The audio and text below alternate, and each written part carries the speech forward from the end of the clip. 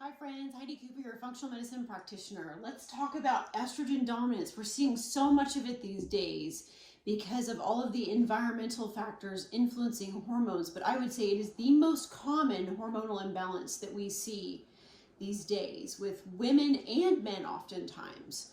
So there are a lot of xenoestrogens, xenobiotics, basically toxins that influence hormones, and in particular estrogen. They mimic estrogen in the body, and so therefore they create a dominant situation, which estrogen dominance is a situation where estrogen and progesterone should oppose each other very nicely.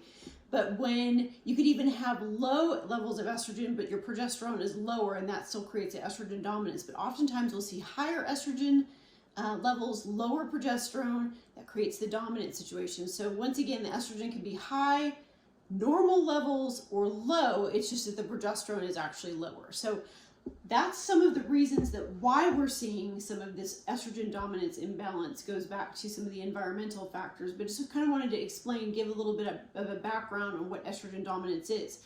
So now I want to go over this laundry list of symptoms that comes as a result of estrogen dominance, that often many people are on medications for these things, when in all actuality, if we really worked on balancing the hormone levels out and getting rid of that excess estrogen, or just creating a little bit more hormone harmony and balance with hormones, we would alleviate a lot of these symptoms. So if there's acceleration of the aging process, different allergies going on, could be environmental, could be food allergies, breast cancer, breast tenderness, cervical dysplasia, cold hands and feet as a result of thyroid dysfunction, which is very common with estrogen dominance. So if you've got thyroid issues, chances are there's estrogen dominance involved there as well. Low libido, depression, anxiety, agitation, all of these things play into just different mood swings, dry eyes, endometrial cancer, weight gain around the abdomen, hips, and thighs, chronic fatigue that just does not go away, can be involved with estrogen dominance as well.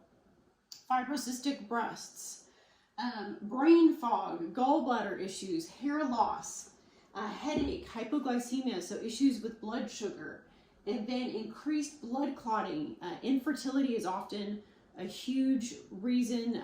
Estrogen dominance is a huge reason for infertility. Insomnia, there's a lot of sleep issues. Osteoporosis, polycystic ovaries, there's estrogen dominance involved with that. PMS, so lots of premenstrual syndrome going on.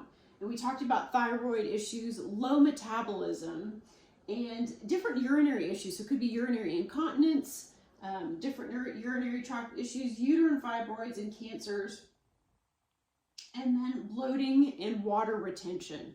So I know that's a huge list. In fact, that doesn't even cover all of it, but I wanted to cover a little bit more of a comprehensive list because I feel like so many women and men are suffering with some of these symptoms, and they're being put on medications for things that really, at the crux of it, it's a hormonal imbalance, and even deeper, it's typically a toxicity issue, whether it's a chemical, emotional, or physical stressor. So just want to give you some hope that there's lots that can be done about that. If you've got any questions, please feel free to reach out, and please like and share this video with anyone that you know would benefit from this information. Health and happiness. Have a super fantastic day. Thanks so much.